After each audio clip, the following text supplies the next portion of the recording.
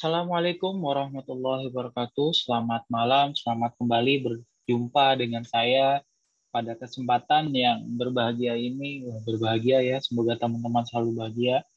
Kita kembali membahas suatu saham yang bergerak di bidang logistik.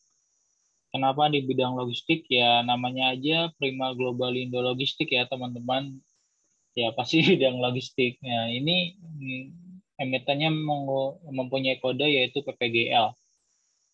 Ya, ini saya tulis judulnya Momentum Booming Ekspor Impor. Kenapa? Nanti saya jelaskan untuk selanjutnya. Bagaimana kinerja historisnya, bagaimana kinerja saat ini, dan juga bagaimana valuasinya apakah masih murah. Nah, makanya ditonton terus video ini sampai akhir ya teman-teman. Di spoiler di awal nih, PBV-nya 2 kali, PER-nya 5 kali, dan ROE 44%. Cukup bagus ya teman-teman. Disimak video kali ini. Oke, tapi sebelumnya eh, di-subscribe dulu dong teman-teman channel saya agar saya tetap bersemangat membuat video-video ini tiap minggu. Kan jadi enak ya, kita sama-sama enak. Oke. Ketika sudah di-subscribe, dan jangan lupa loncengnya dinyalain biar kalau ada video baru masuk teman-teman langsung ada notifnya di HP-nya. Wah, ada video nih. Seperti itu teman-teman. Oh iya, nama emiten ini PPGL ya teman-teman, bergerak di bidang pengiriman atau pengembaraan barang dalam volume besar, dan ini juga bisa melalui angkutan kereta api, angkutan darat, laut, maupun udara ya, karena dia di bidangnya transportasi ataupun logistik. Nah, kita lihat kinerja historisnya seperti apa. Dari sisi ini neraca dulu ya teman-teman. Dari sisi aset dari 2017 sampai 2021 cukup bagus, selalu meningkat. Info saja, PPGL ini baru saja IPO di tahun 2020 gitu. Dan ekuitasnya pun dan aset maupun ekuitas dari sebelum IPO ini meningkat terus ya teman-teman dari 2017 sampai 2021. Cukup bagus. Kemudian dari sisi hutang, waduh di 2017 ini debt equity ratio-nya yang saya kuning-kuning ini namanya DER. Terus yang birunya utang, ini DER-nya 236%, kemudian melambat laun dia menurun ke 31% di tahun 2021. Begitu teman-teman dari sisi neraca. Dari sisi laba rugi, pendapatannya selalu naik dari 2017 sampai 2021. Begitupun juga laba bersih yang diatribusikan kepada entitas induknya dari 2017 sampai 2021. Kita lihat nih teman-teman, di sini dari 4M laba bersihnya, kemudian 4 tahun kemudian menjadi 16M. Cukup bagus, saya bilang cukup ya. Kalau bilang sangat, nanti teman-teman berekspektasi besar. Oke, lanjut. Dan ini saya dapatkan dari laporan tahunannya teman-teman. Jadi teman-teman bisa selain baca laporan keuangan dan juga bisa baca laporan tahunan.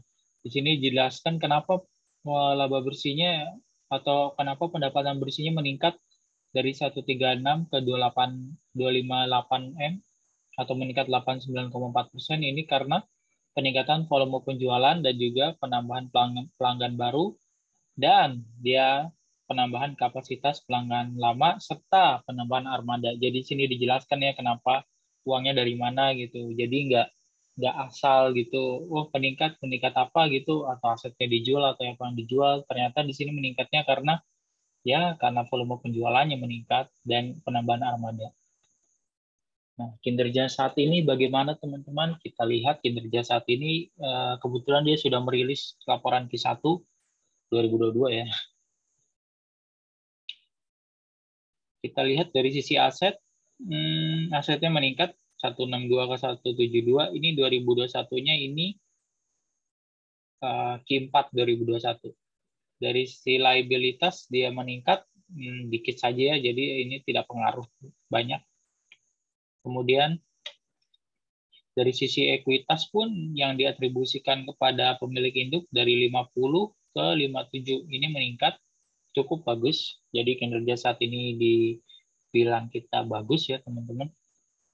Kemudian lanjut, dari sisi laba rugi, pendapatannya dari Q1 2021 dan Q1 2022 atau Q on Q dari 60 miliar ke 81 M, ini meningkat cukup bagus.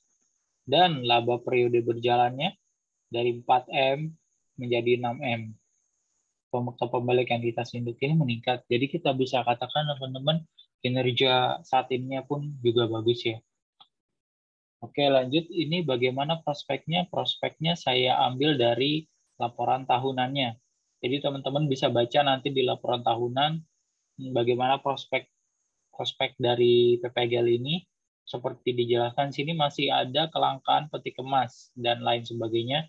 Kemudian di sini ada upayanya, yaitu perusahaan pelayaran domestik akan memperlakukan sistem floating booking space khusus gitu. Jadinya sudah ada solusinya teman-teman. Jadi teman-teman bisa baca saja di sana. Kemudian apa lagi nih? Ada solusinya lagi nggak?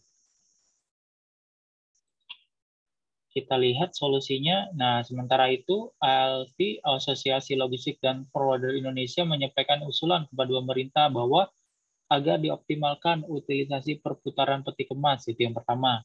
Kemudian usulan kedua lagi, yaitu merelaksasi atau kemudahan pengalihan barang ekspor atau finish good dari pabrik ke gudang logistik. Jadi sini udah ada dua ini ya teman-teman, dua usulan agar hambatan-hambatan tadi itu bisa diatasi teman-teman.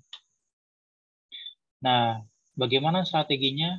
Karena kan di sini disebutkan berkaca dari prospek usaha di atas, maka perseroan akan, nah ini pertama, seleksi ketat, kemudian menjaga keseimbangan supply and demand, serta kualitas layanan. Kemudian, karena PPGL ini masih kecil ya skalanya, jadi dia diuntungkan bagaimana dia lebih cekatan gitu dalam merespon permintaan pelanggan dibandingkan perusahaan yang berskala besar yang menurut si manajemen ini bertele-tele, rumit dan lain sebagainya. Oke, nah ini target perusahaan menargetkan peningkatan volume, ekspansi pelanggan, dan juga tetap efisiensi biaya dan diversifikasi usaha. Kemudian yang patut kita garis bawahi atau di bold, yaitu perusahaan akan membeli 50 unit dump truck. Nah, ini cukup bagus nih teman-teman untuk kinerja ke depannya di Q2, Q3, Q4, dan tahun-tahun selanjutnya. Kemungkinan pendapatannya juga akan meningkat ya teman-teman, seiring dengan bertambahnya aset perusahaan ini. Nah, bagaimana dengan valuasinya teman-teman? Kan kita tadi udah kinerja apa? Historis, selalu naik, bagus, utangnya juga turun, asetnya bertumbuh, ekuitas bertumbuh, laba bersihnya bertumbuh, kinerja saat ini juga bagus, semuanya bertumbuh. Bagaimana dengan valuasinya? Apakah masih di bawah harga wajar?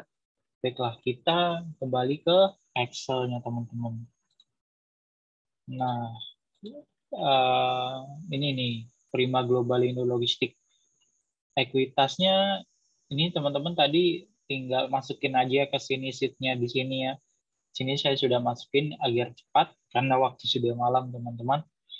Di sini ekuitasnya 57 M, net income 26, ini dari 6,405 dikali 4, karena ini masih Q1 jadi harus dikali 4, kalau Q2 nanti dikali 2 dan sebagainya.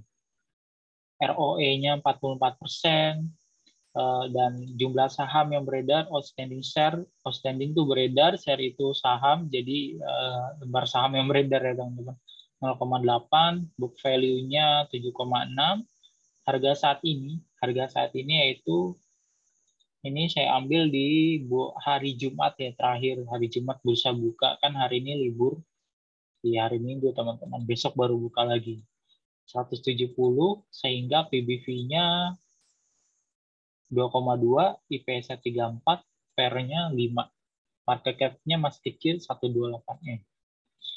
Nah, bagaimana potensinya teman-teman?